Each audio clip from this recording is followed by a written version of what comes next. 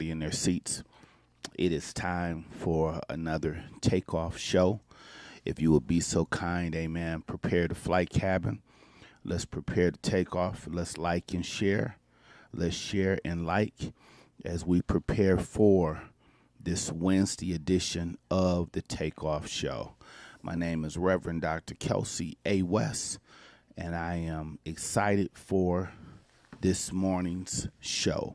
By the way, I am known as your motivational pilot. Ladies and gentlemen, amen, I bring you greetings once again from the lab, from the studio, amen. And on today, as I always tell you, I just wake up and I share what was placed in my spirit during my sleep or during my morning early meditation. Amen. I do want to apologize. I do believe I started at 6:33 and I told you 6:32, so I promise you for the minute delay. Amen. This morning, I have a question that I need to ask, and then I want you to really chew on this question today. The question is coming from an acting standpoint and not acting from, I need you to really put your mature thinking cap on today, because where this show is going, I don't want you to think make believe. I don't want you to think fiction. I need you to really think reality. Here is the question for today. Which role do you play the best? That's the question for today. Out of all the hats you wear, out of all of the personalities you may have, out of all the responsibilities that's on your plate, out of all the titles that's on all the business cards you possess, which role do you play the best? Ladies and gentlemen, my name is Kelcey West, and I love everything connected to movies. For as long as I can remember, I have always been a fan of movies. My favorite all-time actor, you got to walk with me this morning. If you don't walk with me this morning, you're going to miss the essence of this flight. My all-time favorite actor, hear me, is Tom Hanks. I know I'm shocking some people right now because I know people assume what my answer was going to be, but my all-time favorite actor is Tom Hanks for this reason. In a during the course of 3 films, Tom Hanks gave us Philadelphia, Forrest Gump, Castaway. If the truth be told, Tom Hanks could have won the Oscar for Best Actor 3 years in a row. I'm going to say it again. He gave us Philadelphia, where he played an attorney who had HIV. Then he played Forrest Gump, which is by far one of my all-time favorite performances because of the range of his performance. Then he gave us Castaway, which is an amazing performance because the majority of the film, he's literally performing by himself or with a soccer ball named Wilson. And so Tom Hanks, one of my favorite actors, followed by, please drum roll, Lorenz Tate.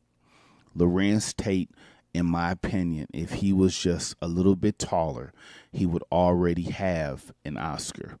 Tom Hanks and Lorenz Tate are my favorite actors. Walk with me for a second. In life, here is my quote. This is my quote. You are going to be remembered for your best performance. I'm going to say that again. Sometimes people walk around, they get upset. Why do people see me this way? Or how come people don't see me that way? Is it because you have become known for your best performance? Is it possible that there are some people, amen, who just don't identify you in a particular way because you haven't given them the opportunity to see you in that light? Watch this. To this day, when I see Al Pacino doing anything, I automatically think Scarface. I don't care what role Angela Bassett plays, she's going to always be Tina Turner to me. I'm serious, man. Lawrence Fishburne is one of the most accomplished actors of all times, but he's always going to now be Ike Turner in my book. Am I talking to somebody? Ice Cube, I don't care how many raps he may write. I don't care how many barbershops he may open. That's Doughboy. That's it. He gonna always be Doughboy to me. Now here's Denzel, because I know somebody's going, man, you have not mentioned Denzel. Will always be Malcolm X.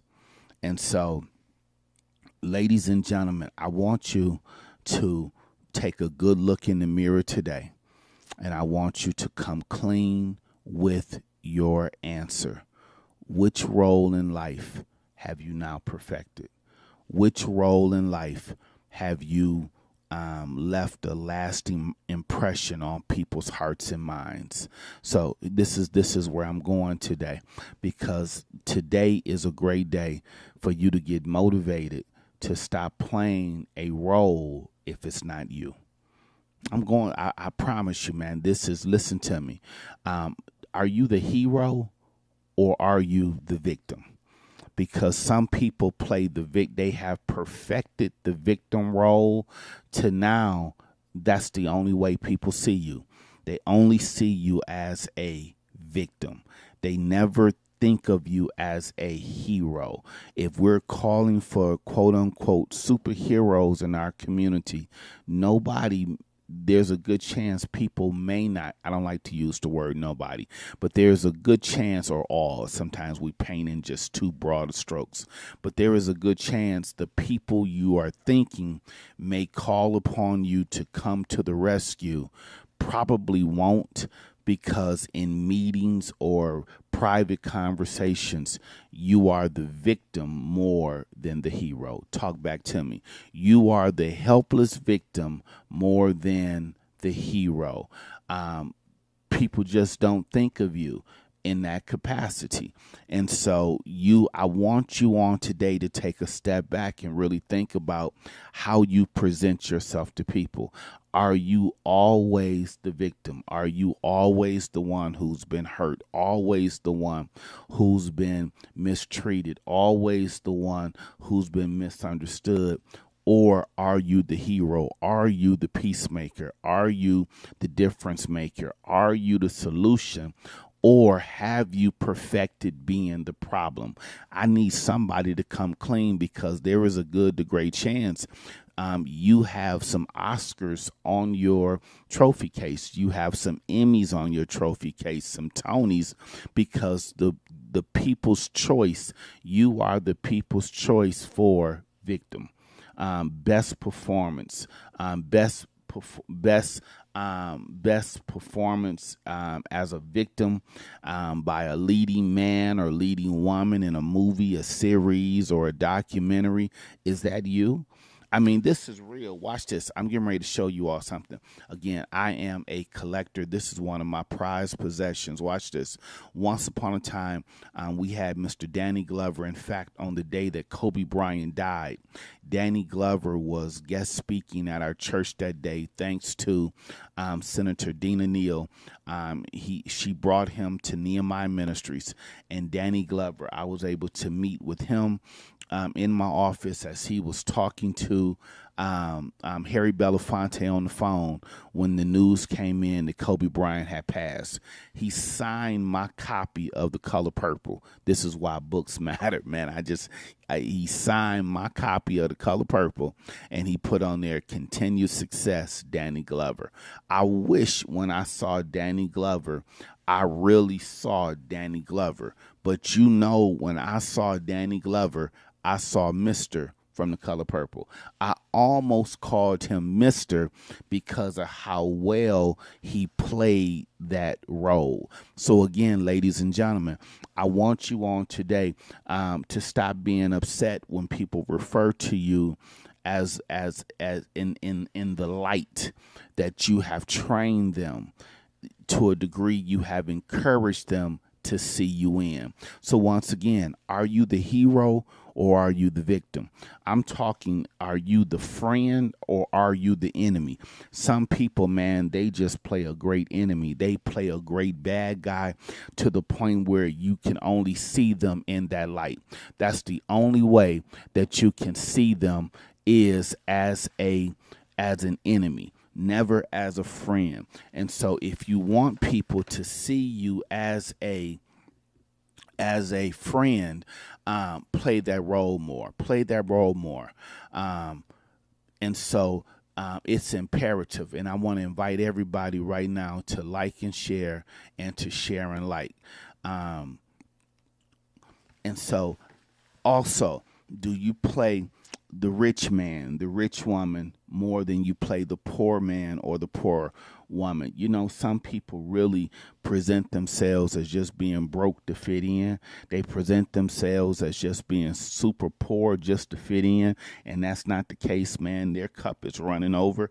They've never eaten the last pieces of bread in their life. Amen. They probably haven't had a piece of bologna since they were a little kid, but they play broke.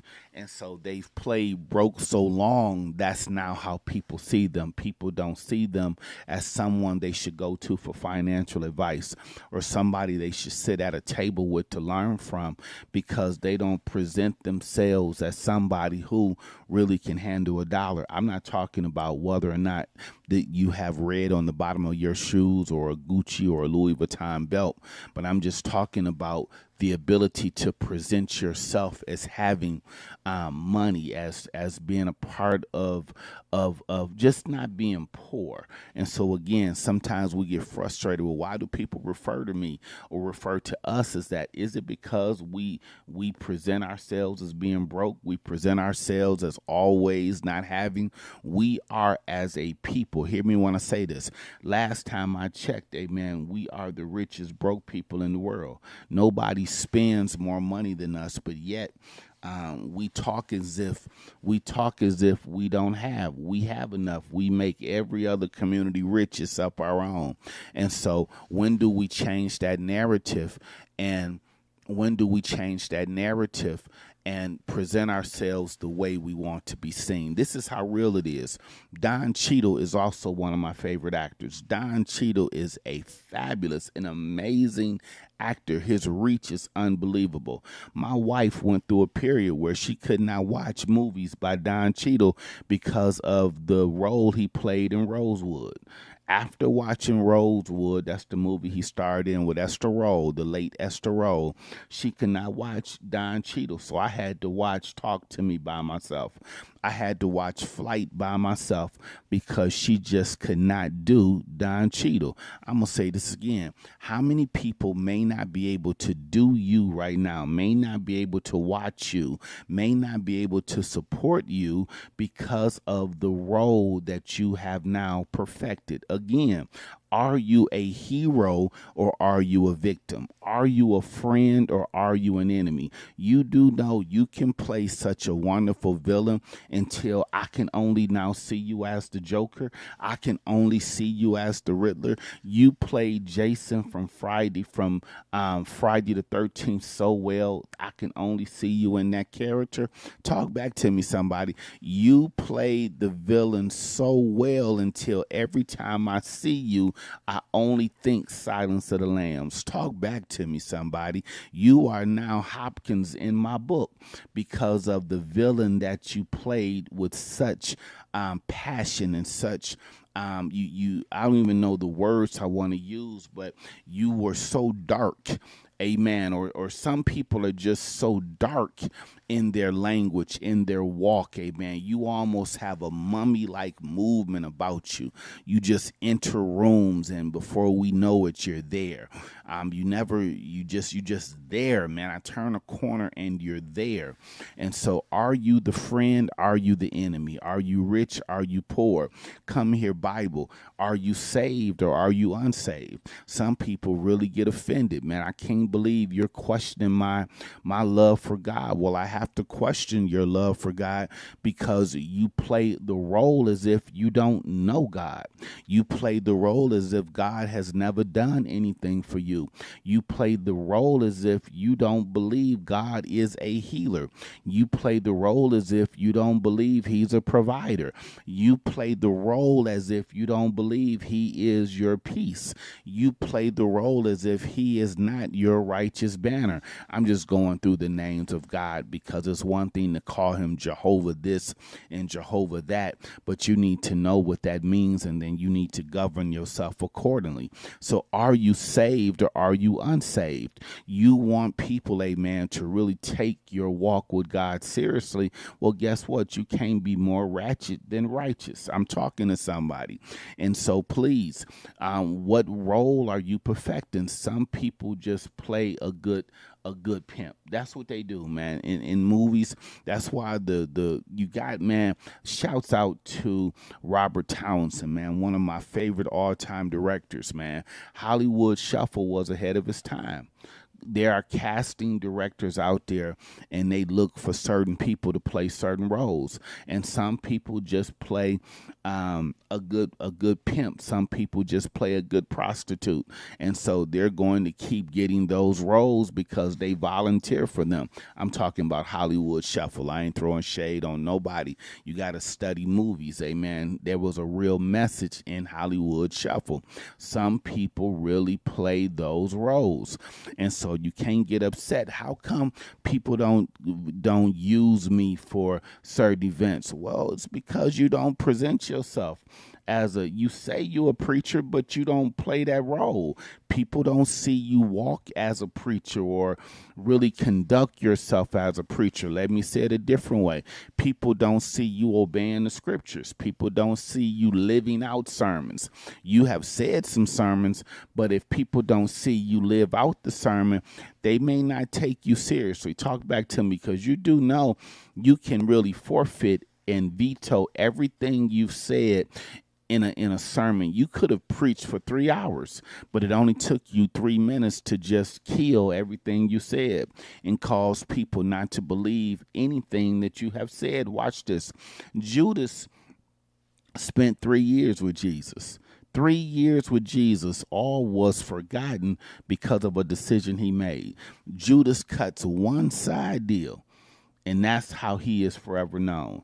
Thomas spent 3 years with Jesus. All Thomas did was ask Jesus, if it's really you, can I just touch you? Can I touch the nail print? Can I touch you in your side? And he has forever become known as a doubter. Talk back to me, somebody. Moses never told anybody he got turned up. Moses never said he liked dark liquor. The only thing we know about, Noah. Noah never was turned up like that.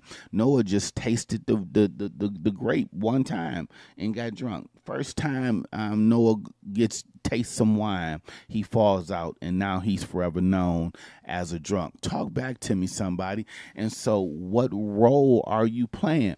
I don't know how often Jeremiah cried. I don't know how many tears he really released, but he's forever known as the weeping prophet. Talk back to me, somebody. And so you can't get upset when people perceive you a certain way when that's all you give them to work with. There ought to be some different sides to you. I wish somebody would type that in the comments. There's more to me than meets the eye. I wish somebody would type in the comments, take a second look. I wish somebody would type in the comments, amen, I can play other roles. I wish somebody would type in the comments, maybe I need to switch stages, because some of you've done Broadway. Now you need to do Hollywood. Maybe you need to do TV. Maybe you just need to switch roles. Maybe you need to type in the comments, I need a new director. Maybe the person who's directing you is the reason why you are stuck in this particular character. You do know that there's some people who never acted again because people could only see them in one light. Come on, talk back to me. The cast of Good Times, and outside of the parents, amen, we can only see Jimmy Walker as JJ.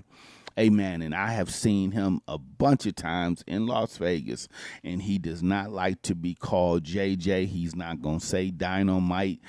He may talk to you when you say Mr. Walker, but he is not going by JJ. For the life of me, I'll never understand why Thelma never Bernadette Stannis, why she never had another leading role, as beautiful as she was then and is today.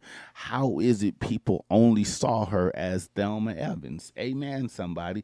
Nobody ever asked, amen, after the show ended, is she still married to Keith?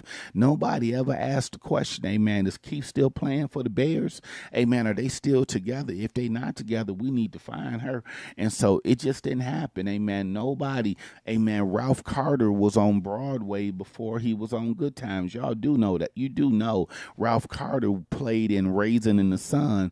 That's how he was discovered by Norman Lear before he got the role of Michael Evans on Good Times. Man, you got to study, man. And so, but because people played roles so well, come here, Alfonso Ribeiro. He recently went public and said he don't know if he'll ever act again because people can only see him as Carlton from the Fresh Prince. Talk back to me, somebody. If you want people to stop seeing you in a particular light, man, you got to stretch your wings, man. You got to really you got to give people more to work with than maybe you're giving them. Again, are you the hero? Do you really come to people's rescue? Are you really the solution, or are you the problem? Are you the victim? Amen. You want people to see you as Wonder Woman, but you're never twirling. You're never having the outfit with the lasso. We never see you flying in a glass plane. We always see you somewhere tied up. We always see you somewhere needing to be rescued. We always see you screaming for people to come to save you, but you want people to see you as a hero. We've never seen you, amen, step in front of a quote-unquote bullet. We've never seen you, amen, stand up for justice, but you want people to really trust you as a hero. Never seen you, amen, as a voice in any meeting, city hall, county commission, school board, but yet you want us to see you as a hero. You are never on the front line when it's time, amen, to really stand up for justice, but you want people to see you as a hero. You've never run for anything, never financially supported anything, never canvassed, never phone banked, never volunteered, but you want people to see you as a hero? I don't think so.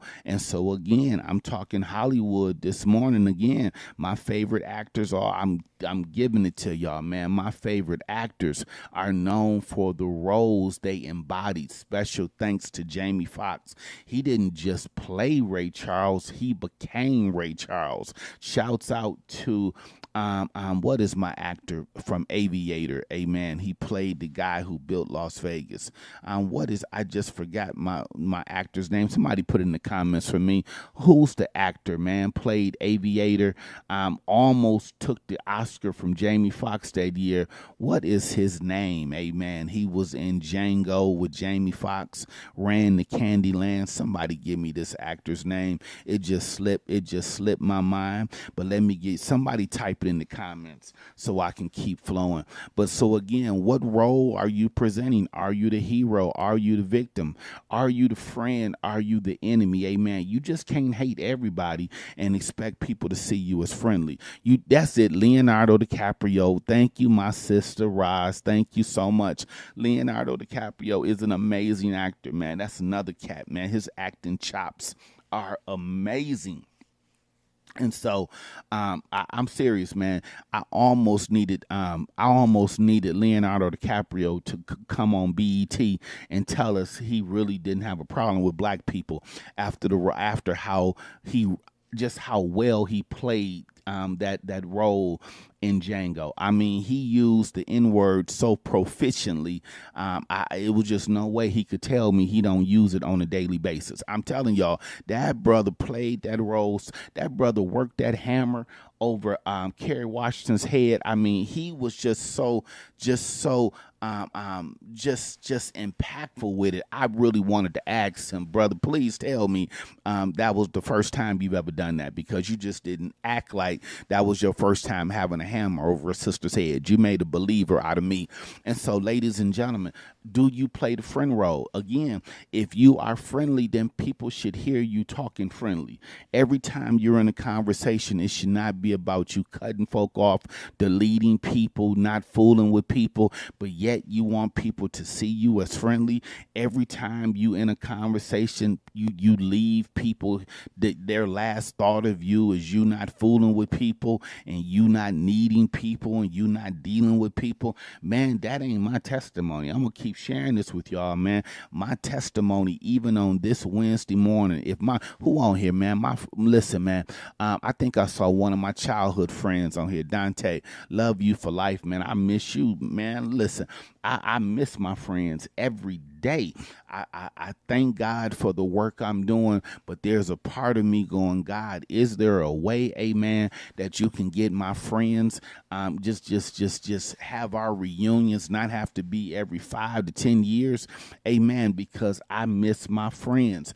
I am a cat. I will never tell people I don't need people. Man, me not being around my friends is like a fish being out of water. So I thank God for how he protects me and allows me to breathe when I'm not in the safety, amen. That's my comfort zone, when I'm with cats where I could sit with my back, amen, to the door or window, or when I can sit and be relaxed. So no, I don't play enemy. I'm not a good enemy, and I'm just not.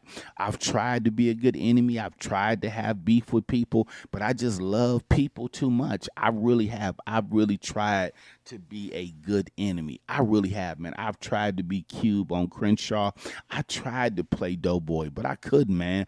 On my best day, I was Trey. I'm Trey. I'm telling Cube, man, let me out, man. I really can't shoot these dudes, man. I really don't want to seek revenge. I know that they hurt my best friend, but I'm not cut like that, man. Can y'all please let me off? I need to go back to my father's house and tell him that I'm sorry that I went away. I need to go back and get things right with my girl, because she going to Spelman and I'm going to Morehouse. Come on, if y'all have seen Boys in the Hood, you know what I'm talking about. There are some roles, man. If you are not good at playing them, stop playing them. I'm talking to somebody right now. If you are not good at those roles, stop playing them if you don't want people to see you that way. Again, I just don't play a good enemy. My heart will only allow me to be mad at somebody for so long. At some point, I'm going to call and check on you. Why? I'm a shepherd. At some point, I'm going to call and say, hey, man, I just want to make sure you're in the land of the living. That's why I know I shock people, because I will just call somebody out of the blue. Amen. I do that. And I'll just say, hey, man, I want nothing. I just want to make sure you're good. And then that person will say, hey, Rev, man, I'm just so shocked you would call me after all that I did or all that I said. I cannot believe you're calling to check on me, man. I really thought you wrote me off. Well, I didn't, because I don't play a good enemy. I'm not a good enemy. Amen, somebody. I'm the type of person that'll cut your brake line and then then I'll change my mind, and I've already set up a situation to save you. That's just how I tick. Amen, somebody. And so, rich or poor, amen. I don't like to play poor. I don't want to be poor. I don't like that. I don't want to be braggadocious rich, but I don't want to be poor unnecessarily. That's why I tell my friends, in my mind, we are rich now, based upon where we come from and the things that we have now, how we live, how we drive, how we work, how we eat. We are now rich. And that's not for us to throw in somebody's face, but why would we play poor? Why would we act like we don't have when the Lord has blessed us financially, or he's just blessed us? So why would I want to rob him of his glory and not tell people who I am? And so your video and your audio have to, yes, my man, big brother Harvey Perry, love you for life, brother.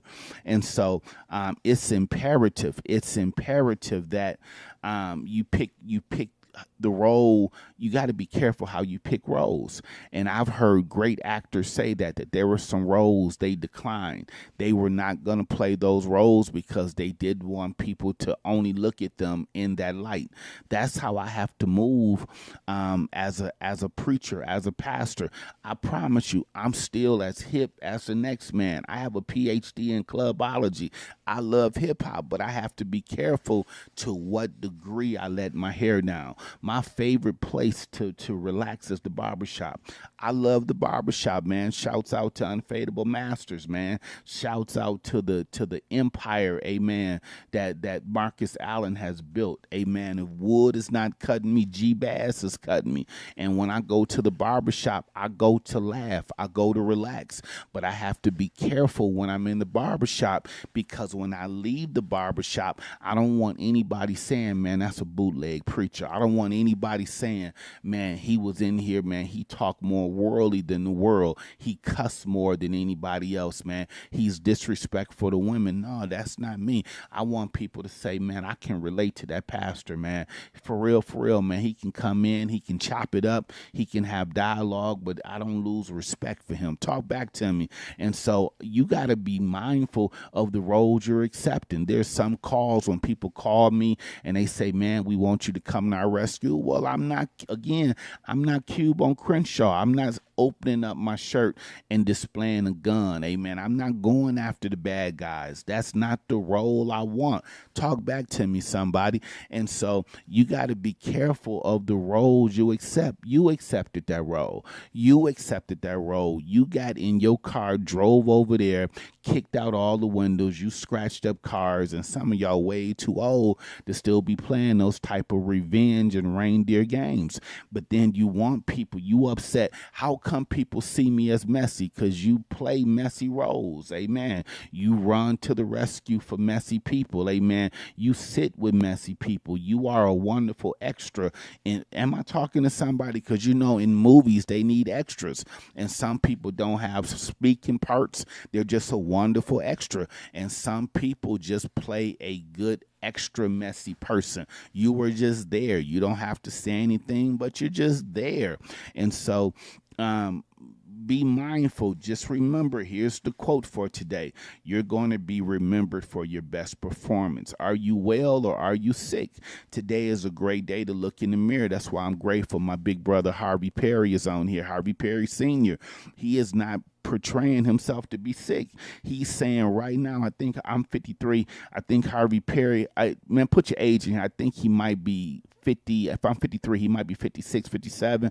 Nevertheless, man, he's in great shape. He's exercising every day. He's showing people he's working out, lifting weights, running, hitting the bag with the gloves on. He's juicing. He's taking care of himself, man. He is not a poster child for the illnesses that we are becoming spokespeople for. And I respect that, man. When he speaks, when he goes live, when he posts stuff, man, he encourages me to tighten up. So right now I'm off carbs. My next step is meat. Why? Because I got a brother like that giving me a great performance to watch. Talk back to me, somebody.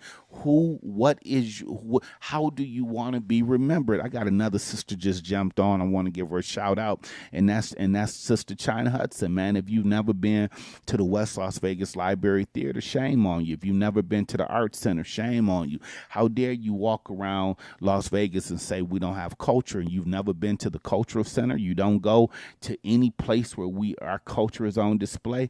I appreciate the fact, if you know anything about China, amen, she's going to be dedicated to Africa. She's going to be dedicated to the ancestors. She's going to be dedicated to the drums. She's going to be dedicated to dance. And so that's how she wants people to remember her. She's telling you right now, no, I'm not. I'm not Moni in the Middle. I'm not MC Light. I'm not the real Roxanne. I need you to understand, I'm China. Am I talking to somebody? How do you want people to see you? If you want people to see you, amen, in a certain light, then be that. Be that. Walk in it and perfect it. And so again, watch this. I'm going to say this one more time, because so often people just be so upset, man. How come people only see me in a certain light? Because those are the roles you have perfected. Talk back to me, somebody. I don't care what role say his name, Idris. I don't care what role he may play. He's going to always be Quentin to me. Every time I see that brother, amen, I'm going to always think Christmas. Every time I see him, I always think about Christmas. Amen, somebody, because he played that role. I was so surprised that when I finally heard him speak and learned he had a British accent, I'm going, man, where did this British accent come from? That's not how the Woodfields talk. That's not how you talked when you were talking to Joe. That's not how you talk when you were talking to Madeir. Where did this British accent come from? And so, ladies and gentlemen, again, on today, I'm just encouraging you, man, take a second look at how you are presenting yourself in our community, man. There are some people, I'm telling you, man, there are some people really in their feelings because people don't view them as community leaders. Well, it's just not how you present yourself. You are not a part of the solution. You bring problems to the table. That's why people gasp when you walk into the room. That's why people, amen, roll their eyes when you raise your hand, because 9 times out of 10, you're just bringing another problem to the table. Never bring solution, amen. Never bring solution. Always, man. I get it. Please, I've studied history. I understand 400 years of oppression. Okay, but when do we start year 1 of doing for ourselves? Talk back to me, somebody. I know what happened. I've flown over the Atlantic.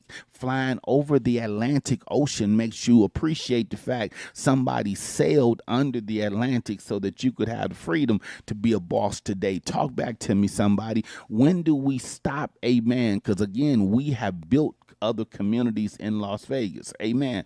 And so watch this. We go into Chinatown. Chinatown ain't apologizing for having their letters in their native tongue.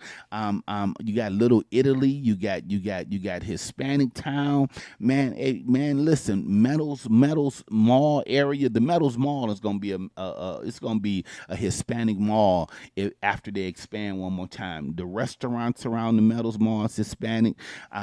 Where Mervin's used to be, that's all Hispanic. They ain't apologizing, so why are we apologizing? I don't want to be a part of the problem. I want to be a part of the solution. I don't want people to see me as somebody who every time I speak, I'm complaining about the white man. I don't want somebody to say, man, every time Pastor West speak, man, all he do is look back. No, I'm looking forward, man. I still believe our latter days going to be greater than our past. Again, I understand 400 years. I've been to D.C. I've walked all the floors of the African American Museum. I know where we come from, but I'm trying to focus on where we're going. And so, ladies and gentlemen, if you want people to see you in a different light, then stop being a part of the solution always. I mean, the problem, and learn how to be a part of the solution. It's real easy. You got to remember this, man. Some of you are going to miss out on some beautiful roles, man, because you are a part of the murmurs and the complainers that God is not going to allow to enter into the promised land. He's done it once, he'll do it again. Well, I don't appreciate the fact, man, people always say I'm negative. Well, you are negative. You're always murmuring. You're always complaining about this and about that.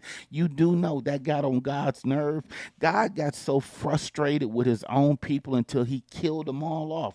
Everybody over a certain age, he said, man, you're not going into this land filled with milk and honey. Enough is enough. So, ladies and gentlemen, I have to check myself. When I first woke up this morning, the word that I really had, it was 2 words, the show, and it may be another show. I was really just chewing on I'm sorry.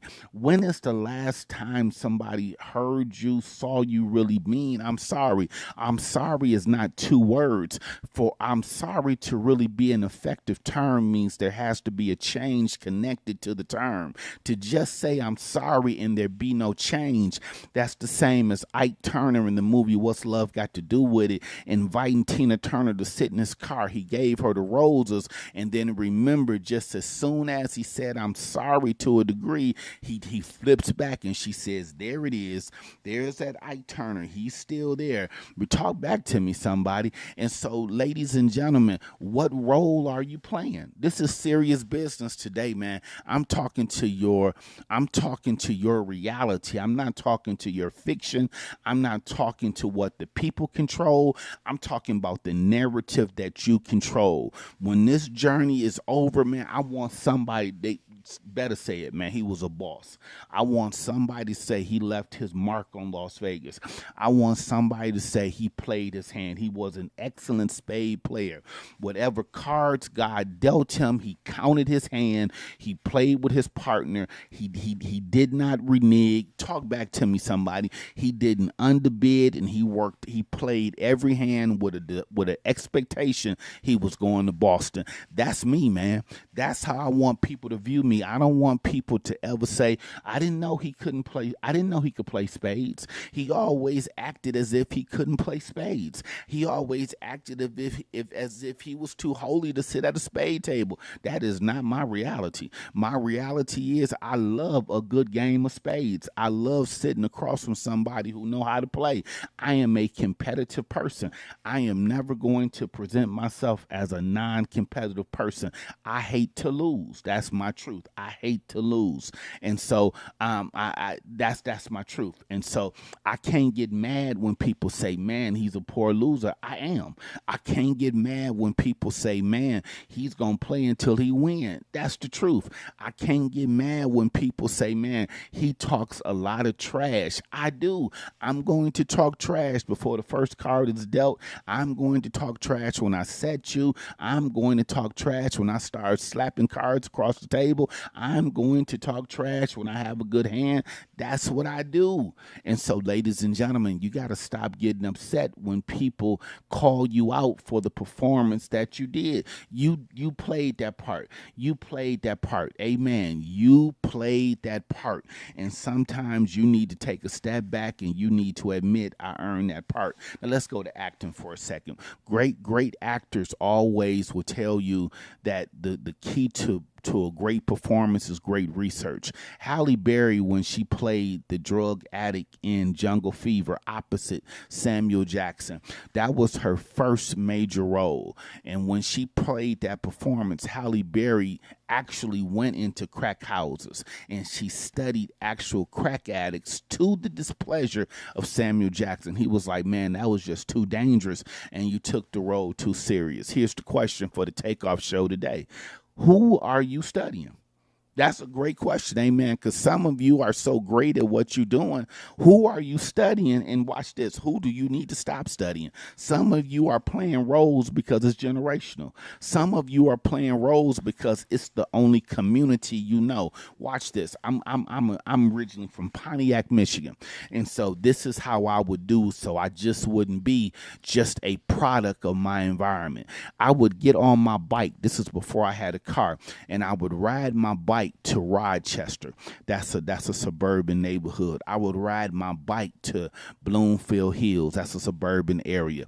I would ride my bike, amen, to the better parts of Waterford. So that way I could discover and see other ways that people were living. I'm talking to somebody today.